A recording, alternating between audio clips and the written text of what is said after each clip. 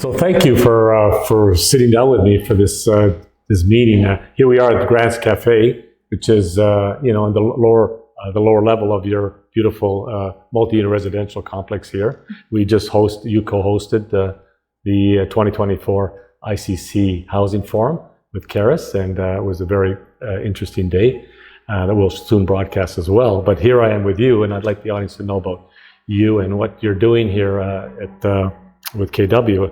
And we're in this building, so let's start with this project here. What can you tell us about it? Well, this is at 99 Ottawa Street in Kitchener, and this program is already 10 years old. We can't believe how much time has gone by. But if you go back to what this property was 10 years ago, there was what used to be called a sheltered workshop, and it looked like a factory, and it was on the other side of the building. Mm-hmm. That's what overlooks the golf course. And so what we decided to look at is how can we utilize the property much better, and that sheltered workshop wasn't okay anymore. So what we did at that time was we actually went to the people with lived experience and said, what do you want? What would you like in a building? And they're the ones that designed, in particular, the main floor here. Mm-hmm. So Grant's Cafe was one of them. I want to be with my friends. I want to have a cup of coffee. There was a person at the time that loved his coffee. He unfortunately passed away, and it was through donations through his family that we decided to name it Grant's Cafe. But if you look at other parts of the building, even the names of rooms were designed by the people with lived experience. So we have the creation station that's upstairs. That's, art can go on in there, and they do all kind. Now it's also a lab where we do computer training, that kind of thing. But if you look at what it used to be, you'd walk in through the front doors, and there was administration always, and the people that we supported who attended every day went around the side or the back of the building, and that wasn't okay. Mm. In this building, you walk in through the front doors, and there's a welcome center. And you get that feeling, hopefully you felt that way when you came in, and that is welcome. Certainly Grant's Cafe is used by numerous people all the time, and I think the other big piece is we call it Bullis Hall, and we have the vibe, and everything in the building is meant to be for welcoming and space that's used not just by people at KW Hub, but our community does too. So if it's a nonprofit and they need some space, then they can come here as long as we have the space.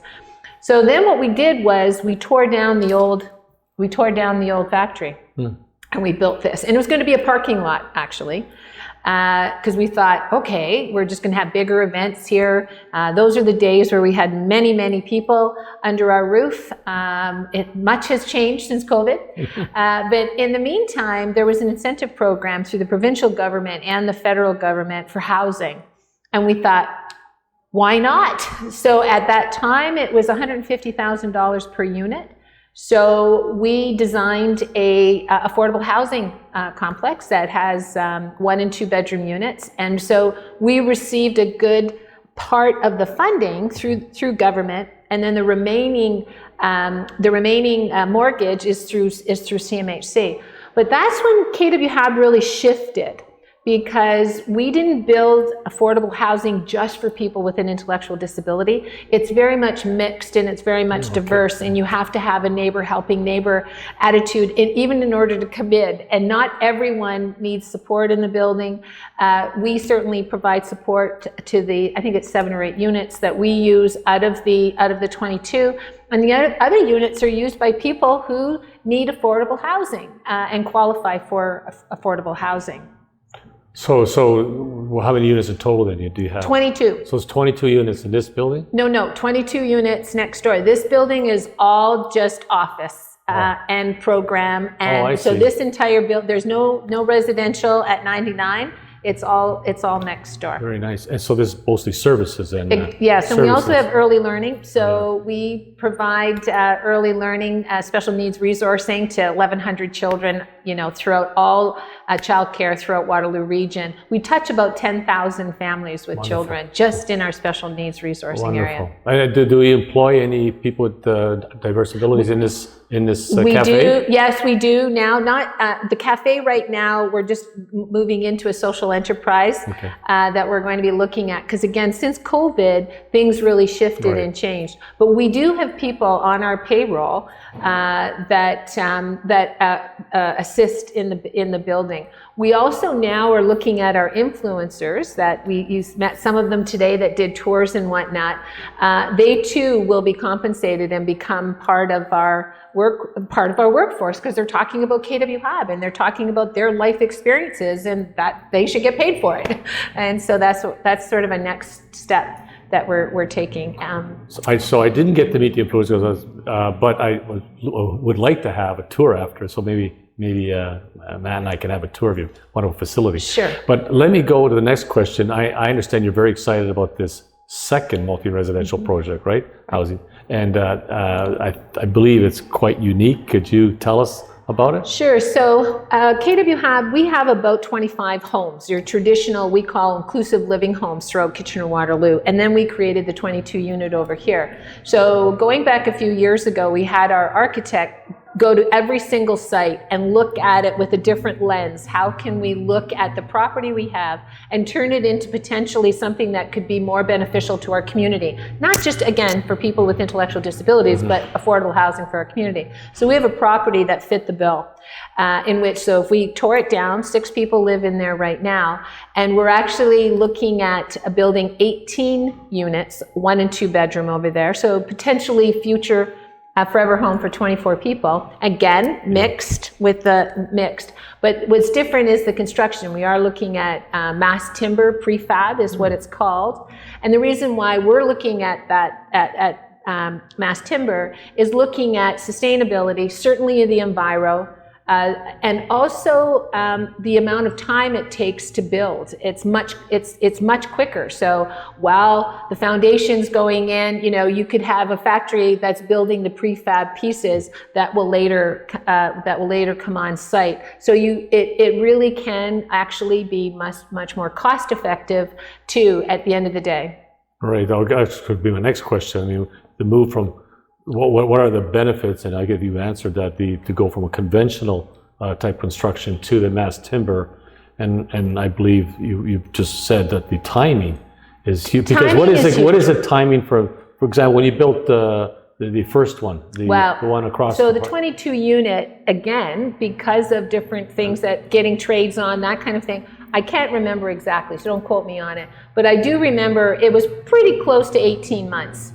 So the 18 unit that we're going into, once we put that foundation down, it could be under 12 months. But what's more important too is climate. The climate in Ontario isn't also the best when it comes to construction. So I remember some of the stoppages was the bad winter that we had the year that we started here and next door. So all of those factors come into play, that it's a much seamless process looking at the mass timber. And it'll be our first try at it. However, there are other models that have been built in our community that have used exactly the same methods that we're using. So it's proven. But for those nonprofit organizations that are listening to this program, watching this program, what can you tell them that you've learned from migrating from the first project, which must have been incredibly difficult, being the first one, to this project that you're now entering,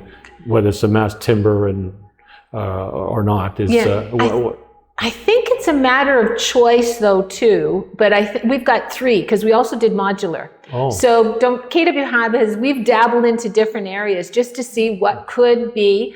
Speed is important, especially when it comes to funding and you want to get people in. But quality is also really important. The environment is really, really important, and sustainability. Our building next door is 5 years old, and I think it still looks pretty darn good. It almost looks brand new. People can't believe how old it is. However, for 5 years, there's not the wear and tear. But again, we built with quality. So we're matching that with the mass timber. So it's really important that we build, because we've been doing this for 50 years.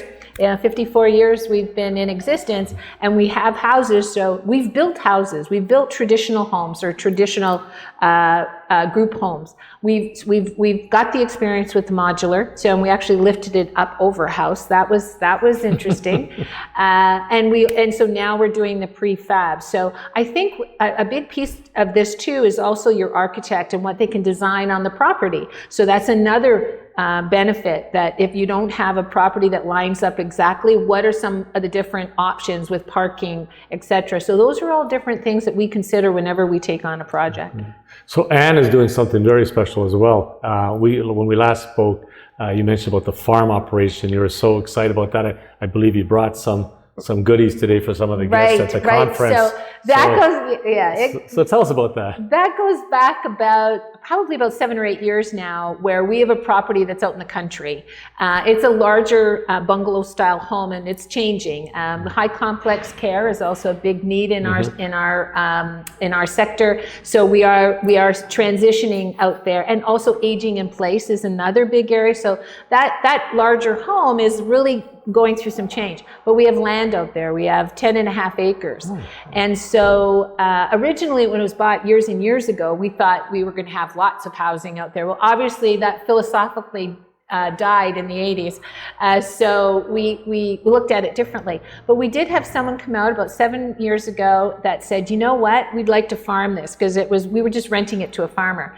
And that's when it all started. We started with a couple of plots. We got involved with it, and that's it. It took over. I think we have over 90 plots out there. We actually have an over 1 kilometer walking trail that goes in between all of the bushes, and also nut trees that we planted because they were original to that area, thanks to the region of Waterloo and support we got through there. So it has just busted out. We also have an urban property on University Ave, and in the backyard there's about 1/2 acre, a little bit smaller maybe, but where we did raised beds. So we produce, this year it's going to be over $40,000 worth of produce. Wow. That the 2 farmers that we have, and all of the volunteers that come in from corporate are obviously people that with lived experience want to go out there too. So we have that going on all year long. When they do their produce, they have, tomorrow is our market. We even have the containers that you can buy and then you get them delivered. So once a month you get, or once a week, sorry, I think, you get produce. So that has been huge. And we also, of course, feed our homes. We feed our affordable housing. And we also, of course, work with the Working Center downtown. We donate. There's a nonprofit soup group where they all bring in vegetables, and they all make fresh soup, and they hand it out to those in need in our community. So we participate in all of that too. So it really has grown to be sort of a fabric of who we are culturally as an organization. It's unfunded, so we're always looking for funds for the Our Farm project to grow. And we have a salsa sale coming up in a few weeks, and it's sold out usually in about an hour. So we do really well with that. Fabulous model. I mean, you accomplish so many things. One, you have the housing. 2, you have the farm operation, which allows for revenue generation and also feeding healthy products to your tenants or to your residents, right? And the general public, right? So it's a part of the inclusivity, which leads me to the next question. You're doing a lot because just the roof over your head is the most critical thing for anybody, right? Especially people with diverse abilities, with the right supports. But you're doing more than that, right? Correct? The employment, engaging the community. What are you doing in that area? I know you're doing a lot. When you look at what is a good life, right? And what's that definition of a good life? And then yes, we have employment services. So we have almost 100 employers that we work with throughout Waterloo region. We have people in paid employment, volunteer employment. We also have people who want to connect in their community. So we have an entire program called Out and About Waterloo Region, and small groups, and they connect, but they connect in their neighborhoods. They don't have to go somewhere necessarily separate, but they connect in their neighborhoods, at their community centers, and go to coffee in their neighborhood or with friends that they want to be in. So I remember sitting back and going, okay, so we have housing, and we have the housing need is crucial. We see it in the paper all the time. And we keep talking about housing, but we don't talk about a home. So I asked the question, what's a home mean to you? Yeah. And so the answers that I get back are things like a safe place, somewhere where I can go, and no matter what's going on out there in that world, I feel safe in my home. So think of it during COVID. Think of all the things that are going on in our world today in the economy. A home is somewhere where I want to be, and that's the defining difference. A home is not where I have to be or where I have to go. Where I'm placed. Exactly. And so that's what we're trying to create with all of the different models. We are not big, right? So they're all small projects, but look, once we finish hopefully we'll get the funding that we need. We're still going after some pretty big funding opportunities, hopefully. We're crossing our fingers. But when you think of it, at the end of the day, we're going to have almost 70 people. They're not all in the same area. We're building what I call neighborhoods too, neighbor helping neighbor model. And yes, there is the economy of scale when you do large. And I love that philosophy too, because depending on where you are, you need a lot. But I also believe that there's an economy of collaboration that's important too. And if you collaborate, whether it be with other service providers, maybe it's other members of your community. We're involved with the seniors group, for example. Seniors and social isolation, all of those factors, we can come together and really create a neighborhood. Yeah, well, there's a benefit to every model. I mean, high density area, the larger model works, right? In a less density area, there's a different model, like, smaller, 20 to 80 units probably works better. But you still have to have all the other ingredients that you mentioned other than just housing, and I think you're doing a wonderful job. But the good thing is, and you're paving the foundation for others to see what is going on here at Kitchener-Waterloo and to create the same, environment, landscape in their own community. So other municipalities that are watching what Ann's doing here is a wonderful thing, and accolades to all your achievements here. So before we end our discussion, because I know you're busy and we just finished an ICC conference today, what would be one message that you'd like to tell our audience that always kind of is in the back of your head and in the back of your mind or whatever? Don't be afraid to do housing. Don't be afraid to get into it. Don't be afraid to be tenacious. It's okay to ask a heck of a lot of questions, and it's okay to show your passion in terms of what you want to do for your community. And so everyone says we're going to make a difference. And what I suggest is we are all going to be the difference. Yes, so true. Just keep on going, right? Yes. Don't lose sight of your vision. Absolutely. And I've always enjoyed talking to you. Thanks so much, Lino, for having me. Thank you very much. I can't thank you enough. Like you should have seen us this morning at what time is it? It was early because we have a pretty cool relationship with the Kinsmen, right? And so this all unfolds, and so they have their sort of club rooms here. I wouldn't go too close to some of them. Right. No, I'm just teasing. They use going back 40 pre-COVID. Is when we would have over 100 people between the two areas. And you know what? That congregate care setting, when you think of everything that went on during that time, we've shifted. So it gets used by lots of different groups now, much smaller. So it's not where you would see a big congregate group of people with an intellectual disability. So now, if we have a dance or something, that's a whole different story. So, but come on. So here's our industrial kitchen. And again, it gets used, and what we're sort of looking at, they do all kinds of different things in the winter with the soups on Tuesdays and Thursdays. But before COVID, we had a heck of a lot more of that going on. But now we're looking at a social enterprise that's going to feed into the cafe and also use our kitchen. So we have community groups that use the kitchen. This is where you teach the cooking skills, all that kind of stuff. So teaching world is what you have in both of these areas. People now. from the residential next door use these facilities? Oh, sure, yeah, they can. Oh, yeah, they have access to all of it. Beautiful. But they have their own community room over there too. It's not huge. No. It's just a small room. Oh. But if they're having a larger event, like for Christmas, they love coming in here and they'll do their Christmas dinner in here, right? So, but you can see that everything is sort of designed, obviously, for welcoming, but also for teaching, right? So so down here,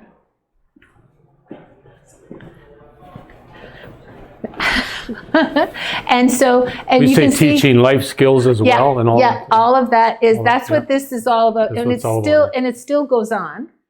So you can see, so in here, again, there's the popcorn machine. So again, you can see where a lot of the activity goes on in here, but we also have another kitchen back here. So what we saw in the industrial kitchen, that's more for employment ready, right? So we have leg up to retail, leg up to manufacturing is another one. So we use all of our space to try and simulate a work, right? A work atmosphere. So even down here, we have a smaller kitchen so that we could do laundry skills at home, or cooking classes.